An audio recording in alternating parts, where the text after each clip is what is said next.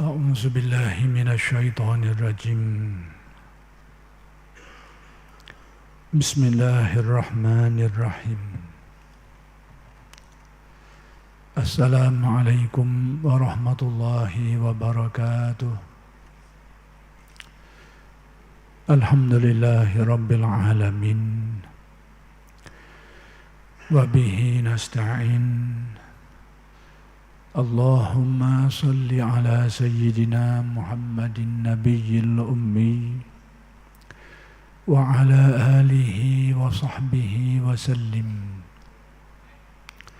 رب اشرح لي صدري ويسر لي أمري واحلل عقدة من لساني يفقه قولي. ولا حول ولا قوة إلا بالله العلي العظيم. إلهي أنت مقصودي ورضاك مطلوبي. أعطني محبتك ومعرفتك. الحمد لله والشكر لله. Kita bersyukur kehadrat Allah Subhanahu wa Ta'ala yang telah menciptakan kita,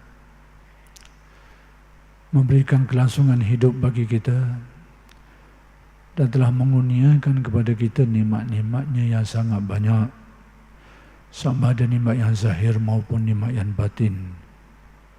Mudah-mudahan segala nikmat-nikmat itu sentiasa dikurniakan kepada kita dan dijadikan kita orang-orang yang mensyukuri nikmat.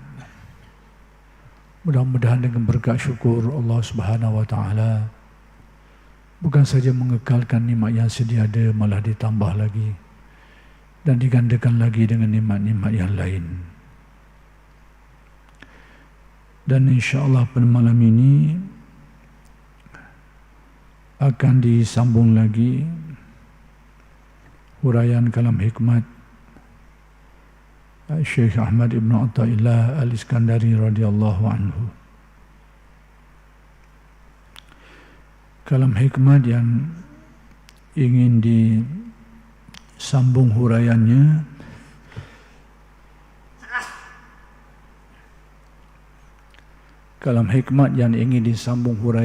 ialah kalam hikmat yang ke-228.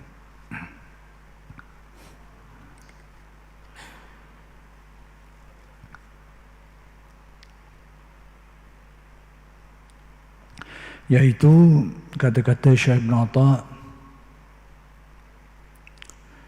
mata waradatil waridatul ilahiyyatu ilaika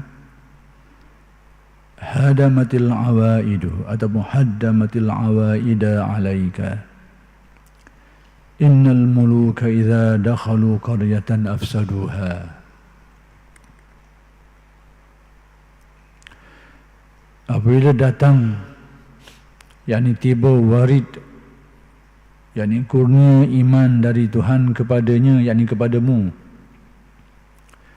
maka langsung merombak atau melenyapkan segala kebiasaan-kebiasaanmu. Yakni ada kebiasaan yang berasaskan kepada dorongan nafsu yang buruk. Ayat, yakni ayat Al-Quran yang bermaksud sesungguhnya raja-raja itu jika masuk ke dusun, yakni ke kota, merombak segala keadaannya.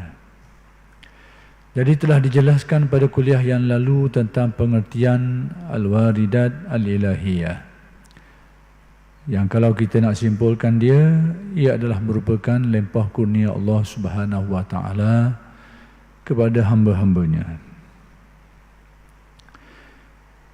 Jadi waridat ini seperti yang telah dikupas, dijelaskan pada kuliah-kuliah yang lalu, yaitu dia adalah hasil daripada wirid. Apa itu wirid? Amalan-amalan yang diamalkan dengan persyaratan tertentu dan diistiqamahkan amalan itu. amalan yang dibiasakan, yang diteruskan pengamalannya, yang diistiqamahkan dengan penuh keikhlasan, kekhusyukan, kesungguhan dan sebagainya, maka bila diamalkan sampai waktunya dengan izin Allah, bila dikehendaki oleh Allah Subhanahu wa taala, maka dikurniakanlah waridat ilahiyah ini. Apa yang Syekh Ibn Atta' nak beritahu pada kalam hikmat yang ke-228 ini ialah dari aspek kesan dia. Jadi saya telah menjelaskan tentang al-waridat ini, maksud dia dan sebagainya, itu sebagai mukaddimah untuk kita faham. Dan apa yang ingin dijelaskan oleh Syekh Ibn Atta' dalam kalam hikmat ini ialah dari aspek kesan dia terhadap diri manusia. Jadi kata Syekh Ibn Atta', bila waridat ilahiyah ni datang, dikurniakan Allah kepada seseorang, maka fungsinya haddamatil awaid, dia akan menghancur luluhkan ada kebiasaan yang buruk yang berada dalam diri seseorang tu. Manusia ni baik buruknya atas kalbunya. Itu ukuran baik buruk manusia ni, atas kalbu dia. Sesuai dengan hadis Nabi SAW, inna fi jasad ibni adama mudghah, idza saluhat saluhal jasadu kullu, wa idza fasadat fasadal jasadu kullu, ala wahyal qalbu. Ketahuilah dalam diri manusia ini ada segumpal darah, segumpal daging. Apabila baik bahagian itu, maka baiklah seluruh anggota tubuhnya. Dan apabila rosak bahagian itu, maka akan rosaklah seluruh anggota tubuhnya. Hadis ini secara zahirnya menyentuh tentang aspek fizikal badan manusia ni, hati dia, jantung dia tu. Maka kalau jantung tu rosak, dia akan mengakibatkan kerosakan pada fungsi-fungsi badan yang lain, sebab dia mengempam darah ke seluruh badan. Kalau baik dia, jalan molek dia, maka anggota-anggota lain pun akan jalan molek lah, berfungsi dengan baik lah. Tapi yang nak diberitahu dalam hadis bukan aspek fizikalnya tu, tapi aspek kerohanian dia tu, yakni kalbu, ruh, ataupun diri sebenar manusia ni. Sama ada kita namakan dia sebagai kalbu ke, ruh ke, nafsu ke, sir ke, itu nama-nama yang berbeza namanya, tetapi sama hakikatnya. Al-Imam Al-Ghazali telah menjelaskan ini dalam karya-karya beliau yang banyak, antaranya Ihya Ulumuddin dengan panjang lebar. Tapi apa hakikatnya itu? Diri manusia yang batin, diri manusia yang rohani. Jadi bila diri manusia yang batin ini rosak, maka dia akan mengakibatkan kerosakan pada seluruh aktiviti manusia itu. Dan sekiranya diri rohani manusia itu baik, maka dia mengakibatkan kebaikan pada seluruh gerak-geri, tindakan-tindakan seseorang manusia itu. Itu sebenarnya yang ingin disampaikan oleh Nabi SAW tentang diri manusia yang batin ini. Baik buruk manusia terletak di situ. Sebab itu apabila bahagian itu rosak, dia akan mengakibatkan manusia ini jatuh martabatnya sehingga menyamai taraf kebinatangan. Manusia makhluk mulia. Walqad karramna bani Adam, itu dengan nas. Sesungguhnya kami telah memberikan kemuliaan kepada manusia itu. Allah Ta'ala telah muliakan manusia ini. Tetapi apabila manusia tak jaga aspek dalaman dia tu, ruh dia, jiwa dia dibiarkan, dirosakkan, dia boleh menjatuhkan martabat manusia sama taraf dengan binatang. Seperti yang disebut dalam Al-Quran, ulaika kal an'ami bal hum adall. Mereka itu, yang ini manusia, ada seperti, bukan tukar tubuh badan, rupa jadi binatang. Status dia, kedudukan dia, taraf dia, seperti binatang ternak. Ulaika kal an'ami bal hum adall. Bahkan ada kalanya lebih sesat daripada binatang-binatang ternak itu, lebih teruk daripada binatang-binatang. Itulah manusia yang rosok aspek kerohanian dia, jiwa dia. Dan itulah yang menjadi tempat tilikan Allah, tempat nilaian Allah. Segala amal-amal yang kita buat, kalau bahagian tu comel, maka amal tu diterima oleh Allah, maka baiklah amalan tu, solehlah amalan tu. Tapi sekiranya bahagian tu rosak, maka banyak mana amalan baik kita buat pun, soleh mana pun dari segi zahir dia tu, tak pakai belaka, tidak diterima oleh Allah. Sebab itu tempat tilikan Allah. Sesuai dengan hadis Nabi SAW. Pada pandangan manusia, mungkin orang sanjung lah, orang puji lah. Tapi kenyataan sebenarnya Allah, na'udzubillah, bankrupt kita, bankrupt. Na'udzubillah, kita minta pelindung dengan Allah supaya jauh daripada semua itu. Inna Allah la yanzuru ila suwarikum wala ila a'malikum walakin yanzur ila qulubikum wa niyatikum atau kama qala. Allah Ta'ala tidak lihat, tidak pandang, yakni tidak menilai kepada rupa parasmu, tidak juga kepada amal-amal zahirmu, tetapi dia melihat kepada hati-hati kamu dan niat-niat yang mengisinya. Jadi itu adalah tempat tilikan Allah Subhanahu wa Ta'ala. Jadi sekarang baik buruk manusia di situ. Persoalannya sekarang, apakah yang merosokkan kalbu manusia ni sehingga menjatuhkan martabatnya, menyamai martabat binatang, sehingga segala amal kebaikan kebajikannya tertolak, tidak diterima oleh Allah, sekalipun banyak dan berharga pada pandangan manusia. Mungkin boleh berlaku macam tu. Maka apa yang merosakkan dia? Maka banyak. Maka banyaklah yang merosakkan kalbunya, seperti yang dihuraikan oleh Al-Ghazali dalam kitab-kitabnya yang banyak tu. Pengaruh setannya, nafsunya, ajaran persekitarannya, rakan-rakan yang mendampinginya dan macam-macam lagi lah yang boleh merosakkan bahagian dalam manusia itu. Jadi kerosakan ini berlaku apabila pengaruh-pengaruh daripada nafsu, setan, persekitaran, termasuklah kawan-kawan yang mendorong, mengajarkan hal-hal yang buruk-buruk ni. Antara kesan dia akan menimbulkan tabiat yang buruk, adat yang buruk, perangai yang buruk pada diri manusia. Maka bagaimana perangai itu dapat dihancurkan, dapat dileburkan? Ikut kaedah tasawuf, ini cara dia. Kalau ada cara lain, terserahlah masing-masing. Kalau ada rasa boleh meleburkan sifat-sifat yang buruk, adat-adat yang buruk dalam diri manusia itu dengan cara lain, sekiranya ada, silakan. Cuma tasawuf nak beritahu, ini cara dia. Terserah kepada masing-masing lah. Sekiranya masing-masing ada kaedah sendiri, kaedah mengaji kitab boleh menghilangkan sifat mazmumah, silakan. Sekiranya ada kaedah-kaedah lain, kaedah makan minum ke, minum air teruk ke, apa ke, boleh hilang sifat mazmumah, silakan. Kalau ada. Atau macam-macam cara lagi lah.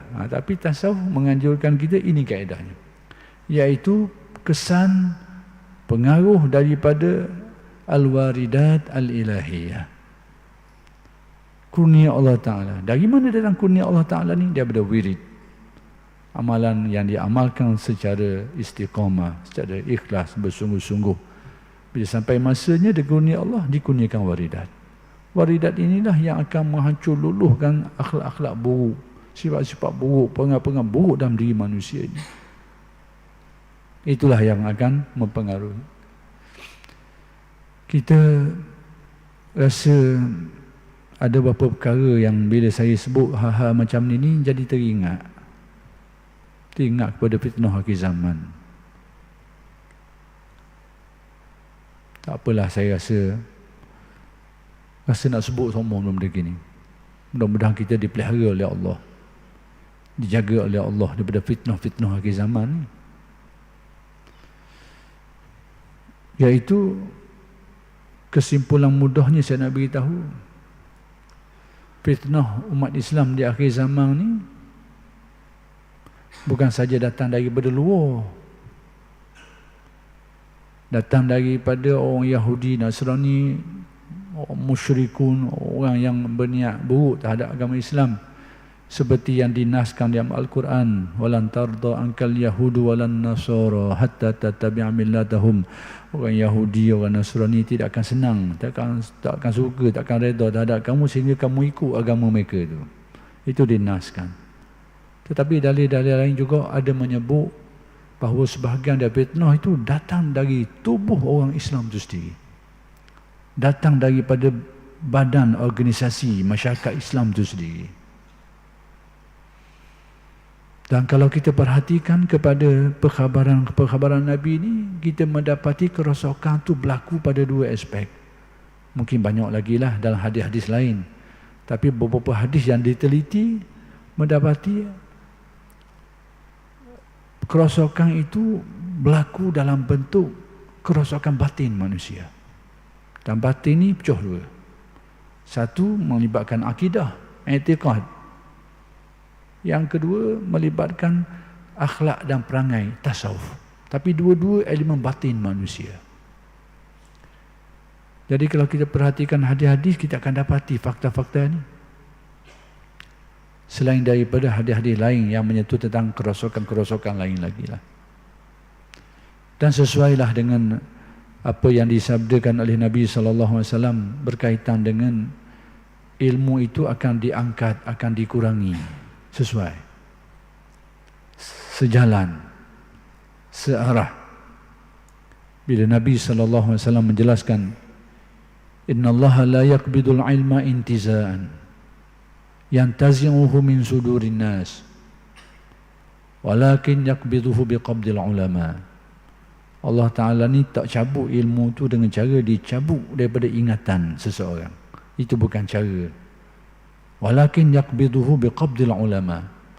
Tapi cara Allah Ta'ala mengangkat ilmu dengan dimatikan alim ulama tu. Alim ulama dimatikan. Alim ulama yang sebenar-benar, yang benar. Dan kita mohon kepada Allah mudah-mudahan kita termasuk mudah-mudahan.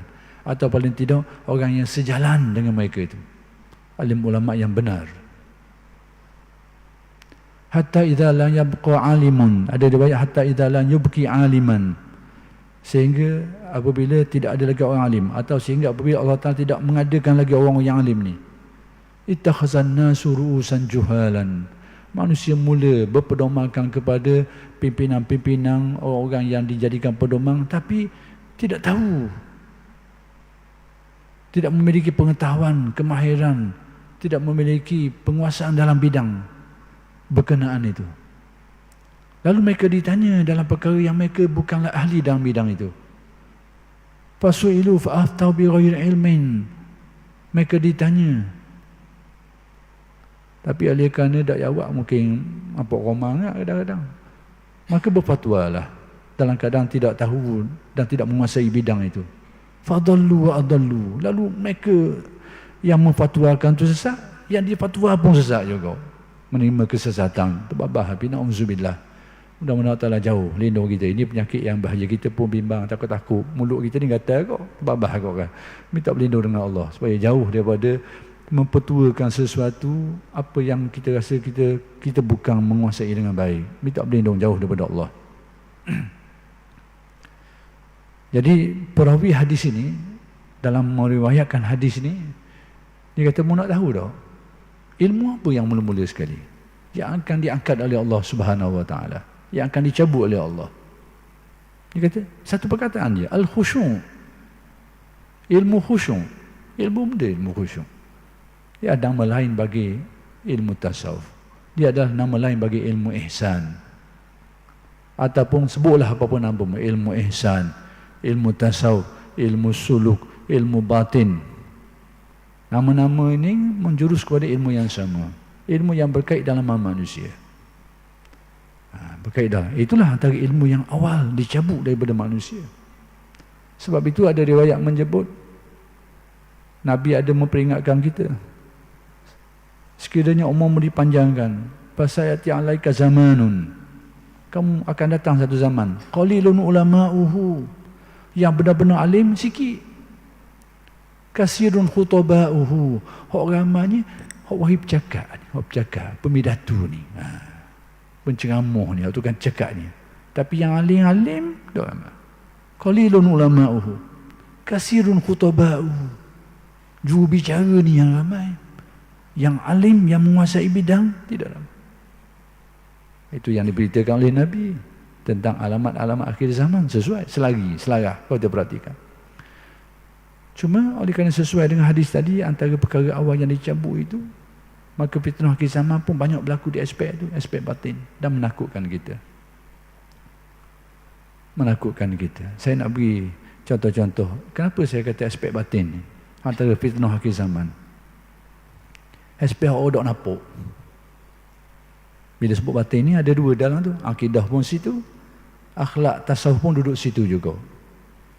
Dua bahagian-bahagian tu. Bahagian lain, bahagian amal zahir syariah. Pertama sekali, meleget sikit, lagi jauh sikit malam ni. Dah apalah. Ya tadi tahir sebut kan. Kalau dah tadi dah mari kita kan, dah mari kita kena sebut.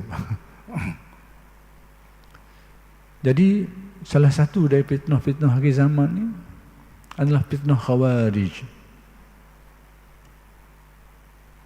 Saya tak nak tafsirkan tentang Khawarij dan sejarahnya.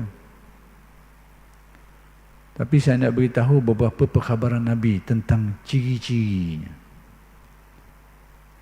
Kita tak kisah tentang orang tu, tapi ciri-ciri. Tujuan apa? Takut-takut kita ada ciri tu, kita ada sifat tu. Itu tujuannya. Kita bukan nak suluh orang apa, nak tengok takut-takut jangan sampai ada pada kita. Ataupun paling tidak bila kita nampak tu kita lari. Jangan duduk dekat dengan ciri-ciri itu tu. Itu tujuan. Hadis-hadis tentang ini banyak.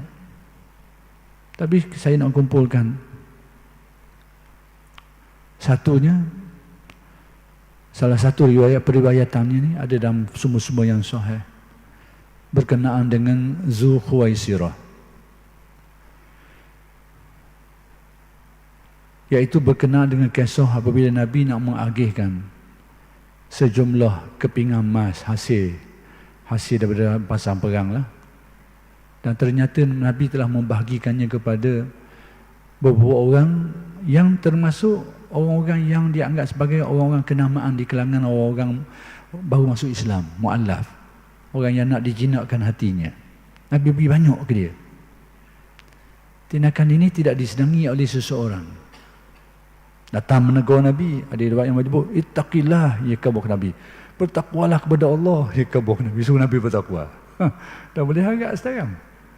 Dia tak kenal dari segi, tak tahu dari segi autoriti. Dia fikir belawang akal dia, ya selalu. Autoriti orang ni Nabi ke apa ke, dia tak kisah. Belawang akal lang, ya selalu. Akal lang.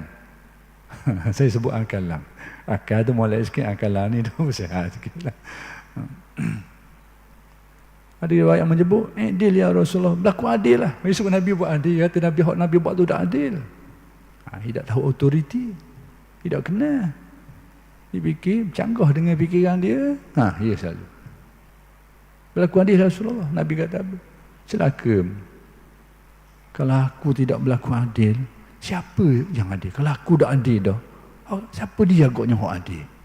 Maksudnya kalau taraf Nabi pun tak adil, orang lain berat lagi lah. Kalau aku ni tidak adil, kata Nabi. Sahabat minta izin nak bunuh orang tu, Nabi larang, Nabi tak bunuh. Nabi larang orang tu. Lepas orang tu tak ada, Nabi kabur lalu.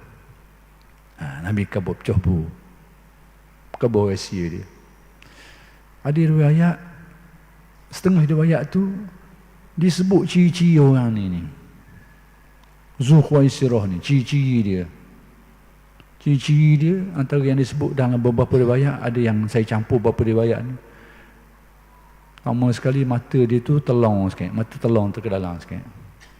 Minta maaf lah kalau ada secara kebetulan orang mata telong sungguh. Minta maaf lah. Ini secara kebetulan je. Tapi nak kabur ciri orang yang disifatkan. Sebab apa Nabi kata? Dari keturunan dia. Dari keturunan dia tu akan timbul masalah dari keturunan dia. Sebab tu setengah perawi tu sebut ciri-ciri dia tu, mata dia telong ke dalam sikit. Pipi dia ni timbul sikit ni. Timbul. Orang panggil pipi benda tak ni? Ia timbul. Timbul tak ke depan sikit ni, pipi. Mata telong, pipi timbul. Dahi ni, dahi atas mata ni, panggil jabin ni, ia bonggol sikit. Janggut lebat.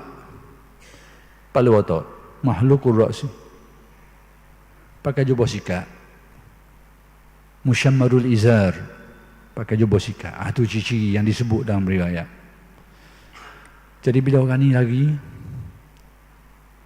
Nabi beritahu kepada sahabat, akan lahir daripada keturunan ni, yang dik ni nasal, keturunan dia ni akan timbul dari keturunan dia tu kaum yang Nabi sifatkan sifat ni. Benda Nabi sifat,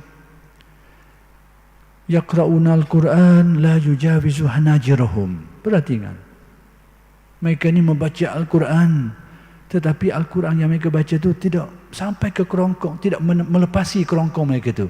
Artinya apa? Al-Quran yang mereka baca tu tak mengisi kalbu mereka, hanya bacaan mulut dan mungkin untuk orang lain. Ayat tu untuk baca atas orang, tapi tidak pakai atas diri sendiri, bukan menjadi pakaian diri sendiri. Ini ciri dia. Na'udzubillah, mudah-mudahan Allah jauh kita daripada sikap-sikap ini. Tapi Al-Quran, yaqra'una Al-Quran, kemudian Nabi sebut, ni yang kita nak tengok, yang saya nak sebut. Mudah-mudahan kita ni berarti, mudah-mudahan tak ada, mudah-mudahan kita jauh. Mereka keluar daripada agama seperti keluarnya sahmi minar ramiyah. Mereka ni terkeluar dari agama seperti terkeluarnya mata panah ni daripada binatang beruang yang dipanah tu. Binatang beruang yang dipanah, panahan tu tajam, laju, kuat, dia tembus, pum. Tengok di binatang tu tak ada gesang, tak ada tanda kena tembus ni, tanda tak ada. Tengok dia anak panah pula, disebabkan kelajuan dia tu, kuat dia tu, tak ada gesang, bulu-bulu pun tak ada, darah pun tak ada. Tapi binatang ni kena. Nabi nak memberitahu tamsilang ni apa benda. Mereka keluar agama dan kena tak ada tanda.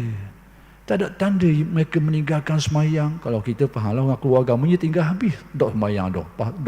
Orang sebelum ni mungkin semayang, mungkin bahasa, dok semayang, dok puasa. Sebab dia keluar agama. Ni dok gitu.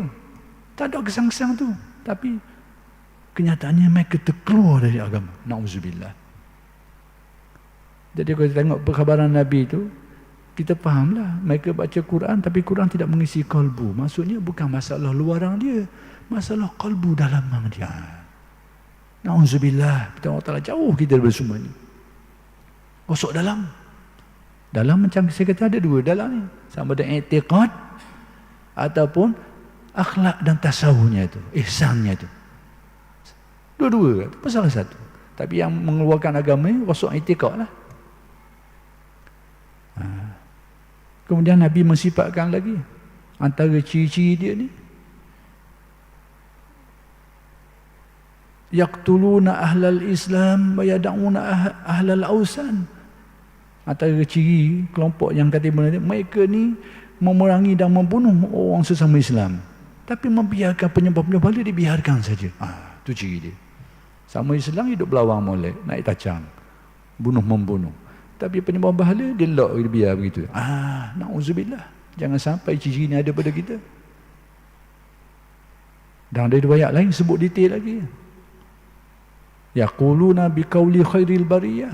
Ini saya campur beberapa riwayat. Yaquluna biqauli khairil bariyah. Mereka berbicara menggunakan kata-kata sebaik-baik manusia. Siapa sebaik-baik manusia? Sudah tentu Nabi Muhammad sallallahu alaihi wasallam. Mereka berbicara menggunakan hadis maksudnya. Tapi apa masalahnya?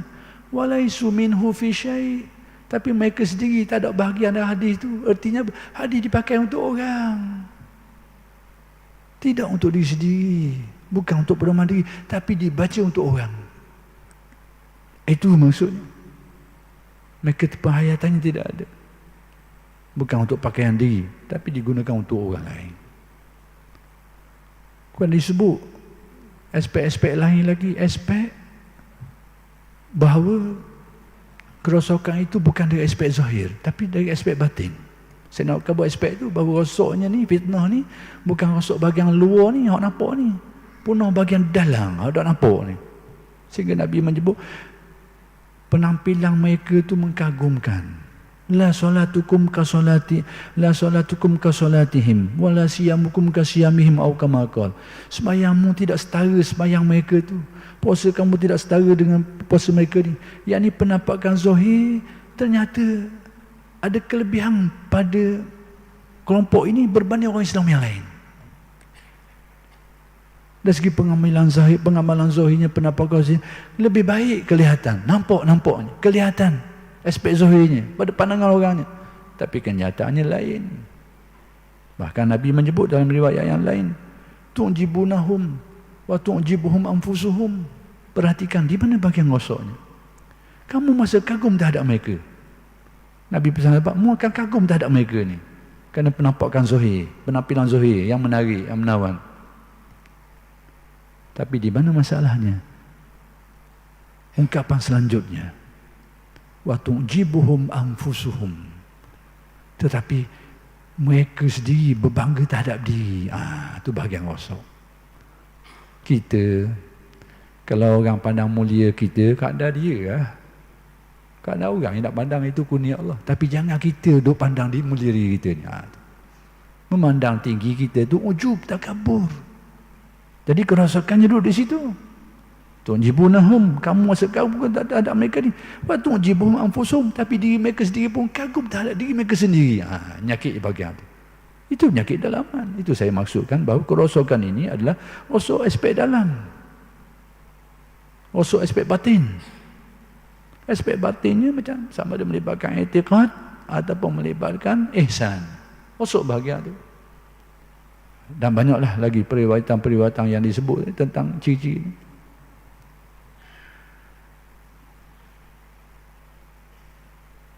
Tak desa lagi saya rasa nak sebut, tak apalah. Mungkin lepas ni saya tak sebut aku. Sebut. Bila kita sebut, mari kita ingat, kita sebut je lah. Fitnah-fitnah zaman, antara fitnah besar kita zaman, fitnah Dajjal. Tak apalah. Saya dah sebut beberapa kali, beberapa tempat. Mungkin inilah waktu yang sesuai aku saya sebut. Macam inilah. Mudah-mudahan begitulah. Nabi memperingatkan kita tentang fitnah Dajjal. Itu fitnah yang besar, fitnah yang berat. Tidak ada seorang Nabi pun yang diutuskan kecuali memperingatkan kaumnya tentang kedatangan Dajjal ni. Semua Nabi, tak ada seorang pun kecuali dia akan peringat kaum dia tentang bahaya makhluk Dajjal ni. Sebagaimana tidak ada seorang Nabi pun yang diutuskan melainkan memberi khabar gembira tentang kedatangan Rasulullah sallallahu alaihi wasallam. Diberitahu, diperingatkan kepada umat ini. Jadi Dajjal akhir zaman ni datang ni fitnah besar. Sehingga Nabi beri pesan kepada kita, kalau kita hidup sesama dia tu, jangan nak pergi tengok dia. Jangan bercita-cita nak pergi jumpa dengan dia ataupun nak pergi berdebat dengan dia. Jangan. Nabi suruh kita lari. Sebab apa? Fitnah yang besar. Kita tak mampu nak hadapi fitnah dia itu. Besar fitnah. Sehingga Nabi sebut ada seseorang yang ingin untuk mendebati, untuk berdiskusi dengan Dajjal ni. Mungkin dia rasa dia alim kali, dia rasa dia Tok Wali kot, dia rasa dia Tok Wali ke, dia rasa soleh ke, alim ke, nak pergi berdepan dengan Dajjal. Apa yang berlaku? Jadi pengikut Dajjal dok sekarang. Apa tahu fitnah yang besar. Apa yang saya nak sebut, Dajjal ni fitnah yang besar dia ni. Kita ni bila sebut Dajjal ni orang jahat. Memang dia orang jahat. Tapi penampakannya tidak jahat. Penampilannya tidak jahat. Dan itulah yang menjadi fitnah kepada umat ini. Kerana Dajjal ni dia mari dalam rupa Nabi Isa. Kita percaya kepada Nabi Isa. Dan kita pun tahu Nabi Isa akan turun di akhir zaman. Jadi nak cang mana ni? Nak cang ni? Nak cang mana ni? Maka perhatikanlah apa yang Nabi sebut. Tengok. Perkataan Dajjal ni, kalau orang belajar bahasa Arab dia tahulah. Dajjal ni kalau bahasa Melayu bagi kaki. Kalau mabuk, kaki mabuk. Perkataan mubalaghah, sirah mubalaghah ni fa'al. Dajjal ni sifat dah jadi sifat berahi kata orang. Suka perangai, jadi tabiat, jadi kebiasaan. Kebiasaan apa benda? Dajjal dalam bahasa Arab artinya penipu. Jadi sudah jadi kebiasaan untuk menipu. Biasa pelawak, pelawak menipu ni jadi dah daging, jadi kebiasaan, jadi kesukaan, jadi tradisi, jadi satu sikap, jadi satu adat kebiasaan tu. Dajjal juga dalam bahasa Arab dengan makna tamwih, memalsukan. Kaki, wahyi palsu, memasukkan data, memasukkan fakta, memasukkan cerita, memasukkan gambaran, memasukkan hujah, memasukkan dalil, memasukkan keterangan, dipalsukan. Ini kaki. Yang ketiga, iddia, kaki pendakwa, suka mengaku ni, kenyataannya tak macam tu. Mengaku begitu, mengaku baik, mengaku ni, kenyataannya terbalik. Tu tiga ciri. Jadi bila sebut Dajjal ni, sebab tu Dajjal ni bukan nama dia. Maksudnya jangan tunggu Dajjal dengan cara nak itar kad menalang, memang tak jumpa. Dia tak ada dalam kad menalang nama ni. Kita ingat ke nama Dajjal, nama dia sungguh. Kau itar dalam pasport, orang masuk Malaysia itar seorang-seorang. Takut mana Dajjal masuk. Sebab hadis sebut Dajjal ni akan mari pada seluruh pelosok dunia. Setiap tempat akan didatangi. Cuma tidak dijelaskan sama ada secara direct ataupun secara tidak direct. Tapi dia akan mendatangi setiap tempat. Boleh jadi secara direct dia akan pergi. Dan boleh jadi secara peralatan ataupun secara utusan dan sebagainya. Tapi yang penting seluruh dunia dia akan pergi. Jadi kalau kita memikir nama Dajjal, mungkin kita takut pasport dia lah. Takkan jumpa orang bernama Dajjal. Takkan temu. Kerana dia adalah ciri sifat kepada. Itu fitnah besar. Cuma perkara yang perlu kita berhati-hati sebelum mari Dajjal besar ni yang mari Dajjal kecil. Cirinya serupa, kaki pembohong, kaki memalsukan dan kaki pendakwa, mendakwa mengaku itu dan ini. Ciri serupa. Tapi Dajjal kecil Nabi kata. Sebelum datang Dajjal besar ni, mari Dajjal kecil ni dulu. Dajjal besar ni, selagi ada orang-orang bercakap tentang Dajjal di masjid-masjid, Dajjal besar tak akan turun. Jadi saya cakap pada Dajjal ni, insyaAllah Dajjal besar duduk lagi ya. Selagi ada orang cakap pada Dajjal besar ni, tak akan turun. Selagi ada orang cakap. Dia akan turun bila tak ada orang cakap tu. Waktu dia mari, tak ada lagi dah orang memperingatkan tentang Dajjal ni, tak ada. Waktu itulah dia timbul. Tapi Dajjal kecil ni tak. Dajjal kecil ni mari dulu. Nabi sebut sebelum datang akan datang salasun, dajjalun, kazzabun. Ada riwayat menyebut qaribun min salasin, 30 dajjal-dajjal pendusta ni. Ada riwayat menyebut dekat-dekat 30. Dalam penggunaan bahasa Arab, 30 ni boleh jadi dengan makna hakiki, jumlah tu sendiri 30. Kadang-kadang boleh juga ada kemungkinan dengan makna majazi, iaitu jumlah yang tidak sedikit jumlahnya. Jadi macam mana kita nak kenal? Kalau dia mari dalam rupa jahat, mudah. Dan memang dalam bahasa kita sebut nama Dajjal ni jahat, orang jahat uduh. Tapi penampilan dia bukan buruk. Dia mari tu bukan dalam rupa orang yang jahat. Sebab apa saya kata gitu? Kerana Nabi beritahu. Apa kata Nabi? Kulluhum yaz'umu annahu Rasulullah. Semua mereka ni, Dajjal-Dajjal kecil ni mendakwa. Mereka mengaku, menyangka bahawa mereka ini utusan Allah. Orang yang bawa agama Allah. Orang yang mendukung agama Allah. Auzubillah. Tapi nak kenal macam mana? Tengok tanda tadi tu. Lebong, bohong, memasukkan data, memasukkan banyak perkara, kemudian mendakwa apa yang tidak sebenarnya. Ini ciri dia. Tapi semuanya itu yaz'umu annahu Rasulullah. Jadi mudah-mudahan kita jauh daripada semua ini. Jadi apa yang Syed Nabi tahu adalah kesimpulan mudahnya, fitnah akhir zaman ni dia tak nampak luaran. Luaran tak nampak.